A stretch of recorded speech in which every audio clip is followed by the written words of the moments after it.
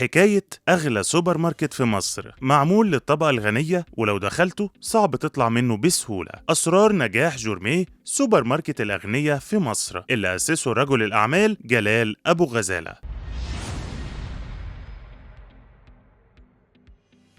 الحكاية بدأت بمحل ما يجيش 10 متر، ودلوقتي فروع سوبر ماركت جورميه ملت مصر كلها، وبقى ليهم أكتر من 16 فرع على مستوى الجمهورية. أول ما تدخله هتحس إنك في عالم تاني، إضاءة مريحة لعينيك ومنتجات متقدمة بأعلى جودة والشكل شيك، وتقدر كمان وانت بتشتري طلباتك تاخد الكوفي بتاعك. المنتجات مرصوصة بطريقة مميزة هتخليك تركز وتبقى عارف انت رايح تشتري ايه، وما تنساش أي طلب من طلباتك. ده غير إن الخضار واللحوم وأي منتجات هناك بتكون جودتها رقم واحد ومفيش بعدها. ولا فريق العمل اللي بيحاول يساعدك بكل الطرق من أول ما تدخل المكان، وبيعمل ده بطريقة شيك جدا بدون ما حتى يضايقك ولا تحس بيه. حكاية جورميه بدأت عند رجل الأعمال جلال أبو غزالة، واللي فكر في الفكرة دي في 2006 لما كان عايش ما بين اليونان واستراليا والقاهرة، وكان عنده شركة بدايتها في مصر لتوريد اللحوم اللي جودتها عالية جدا لأكبر فنادق ومطاعم في مصر، ومنها فنادق الفور سيزون.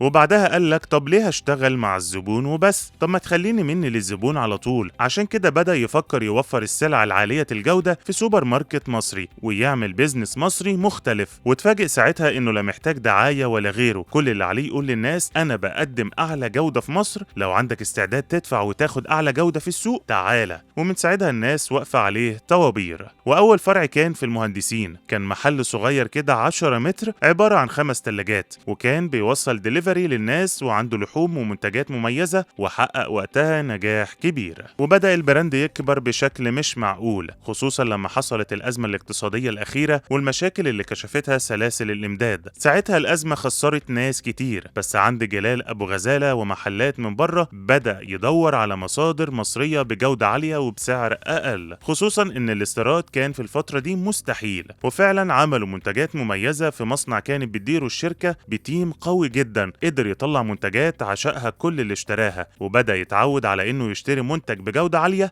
ومضمونة. وفتح بعدها محل الزمالك، واللي كان وش الخير عليه، خصوصا إن موقعه كان مميز جدا وكل حي الزمالك كان بيشتروا منه وانبسطوا منه ومن الخدمات اللي بيقدمها. والطموح هنا موقفش، وقدر يفتح فروع كتير، وما اكتفاش بالفروع، ده زود خدمات الدليفري في كل الفروع، واللي ساعدته إنه يزود المبيعات بشكل كبير. واعتمد على ابليكيشنز لزيادة وصول منتجاته للعملاء عن طريق طلبات الدليفري. واكتر حاجة تركز عليها ابو غزالة انه يقدم تجربة مميزة وذكرى ما تتنسيش لاي زبون يدخل اي فرع من فروع جورميه مصر. بس تعرف رغم الهيلمان ده كله والمكاسب اللي بتوصل لملايين، جلال ابو غزالة ما عندوش استعداد يشتري محل وماشي بنظام الايجار، لانه بتمن شراء فرع واحد ممكن يفتح 5 فروع ايجار. دلوقتي بقى قولوا لنا، سمعتوا عن سوبر ماركت جورميه؟ وهل جربتوا تشتروا منه حاجة قبل كده؟